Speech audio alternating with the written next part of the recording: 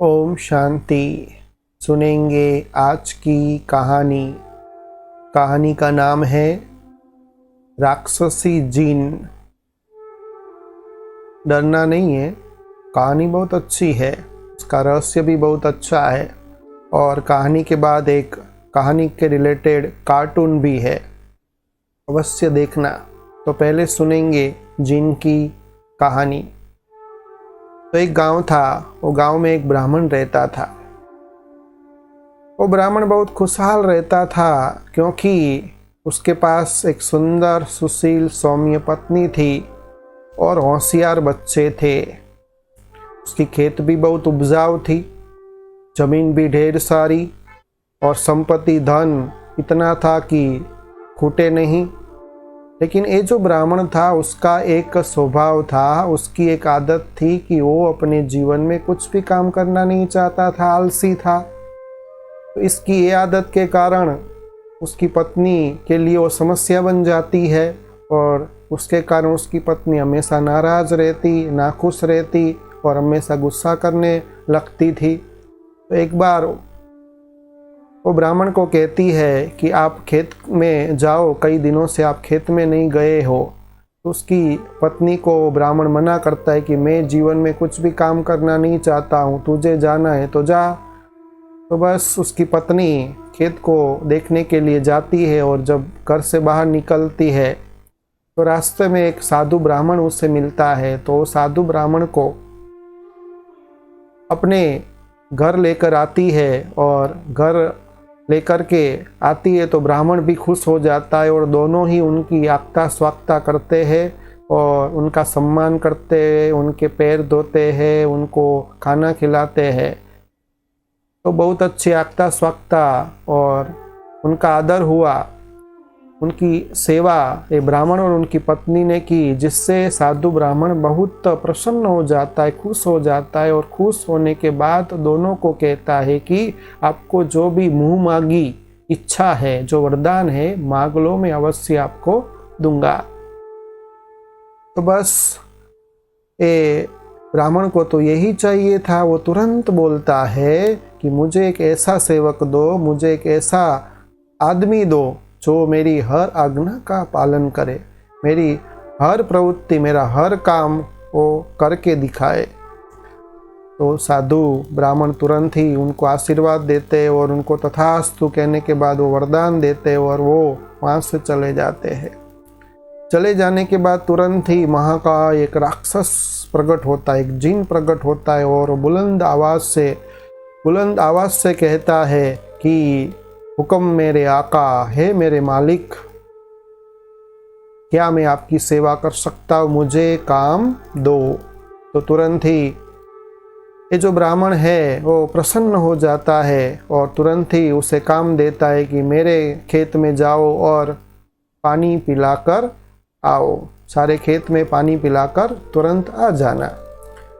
तो वहाँ से वो जिन अदृश्य हो जाता है और फिर तुरंत ये जो उसकी पत्नी होती है, ब्राह्मण की पत्नी और ब्राह्मण के बीच में वार्तालाप होती है कि देखो कैसा हमको ये साधु ब्राह्मण ने सेवक दिया, तो अभी तो मुझे जिंदगी में कोई काम करना नहीं पड़ेगा। वो खुश हो जाता है, लेकिन उसकी ये गलती थी तो उसकी पत्नी को ये अच्छा नहीं लगता है। और वो दोनों जब वार्तालाप कर रहे होते हैं तो फिर से वो जिन वहाँ प्रकट हो जाता है और कहता है कि मुझे काम दो, है मेरे मालिक, मैंने पानी पिला दिया है। तो देखा ब्राह्मण ने कि ये पल में गया और पल में वापस आया। तो फिर उसको तो अंदर चला कि मेरे पास तो बहुत काम है। तो फिर से वो जिन को कहता है कि जाओ, फिर से खेत में जाओ और सारा खेत जोत करके आओ। और फिर उसको लगता है कि ये सारा खेत जोतने में जिनको सारी रात लग जाएगी। जिन भी काम मिलते ही तुरंत वहाँ से अदृश्य हो जाता है और जब अदृश्य हो जाता है तो फिर से उसकी पत्नी और वो जो ब्राह्मण है पानी मंगाता है, पानी पीता है और चैन की सांस लेता है।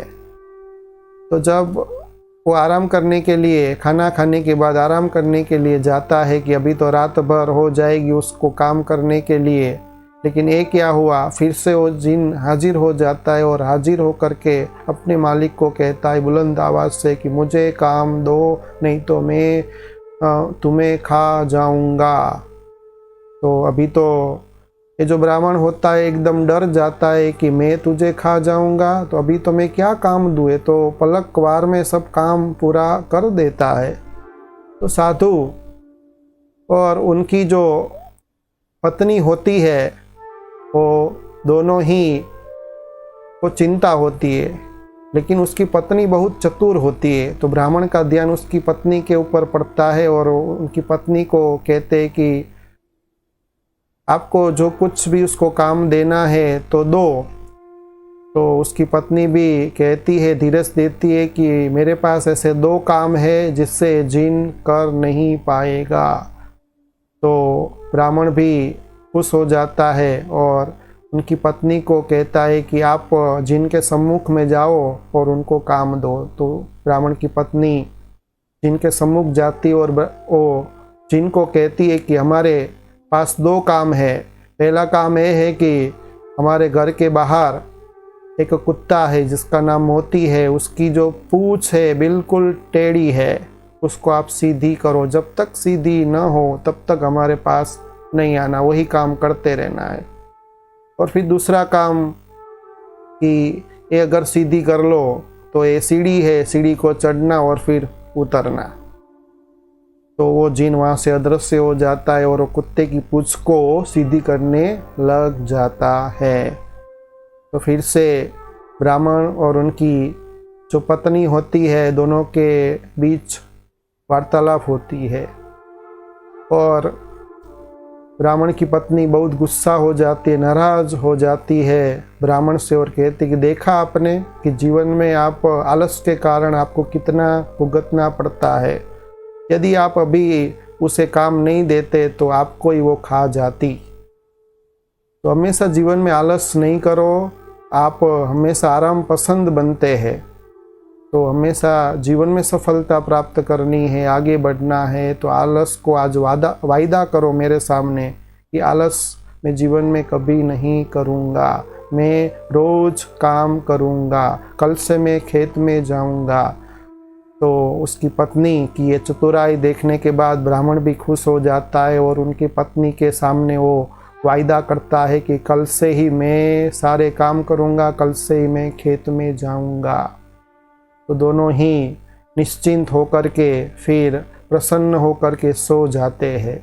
और जब सुबह होती है तो हल लेकर के वो ब्राह्मण जब खेत की ओर रवाना होता है तो घर से बाहर निकलने से पहले वो देखता है कि वो जिन वो कुत्ते की पूंछ को सीधी करने में मेहनत करता है, लेकिन आप सभी को मालूम है कि कुत्ते की पूंछ कभी सीधी नहीं होती, टेढ़ी की टेढ़ी ही रहती है।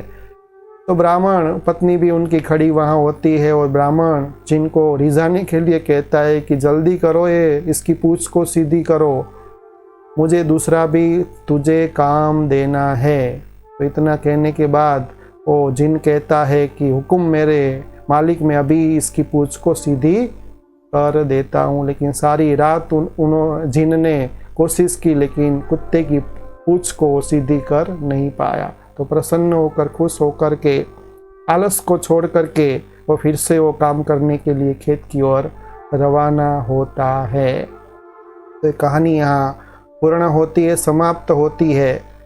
तो ये जो कहानी है उसका एक आध्यात्मिक रहस्य ये है कि ये जो जिन था, जिन जो भी काम करता था वो हमेशा उसमें ही लगा रहता था और जब वो काम पूर्ण कर देता था तो तुरंत ही वो दूसरा काम करता था। तो ये जिन से हमको, ये कहानी से हमको ये सीखने को मिलती है कि हमेशा मन को व्यस्त रखना चाहिए। एक काम पूर्ण होता है तो दूसरा काम देना है। अगर हम मन को काम नहीं देंगे तो कहा जाता है कि खाली मन शैतान का घर होता है। तो ये कहानी से हमको ये सीखने को मिलता है। दूसरा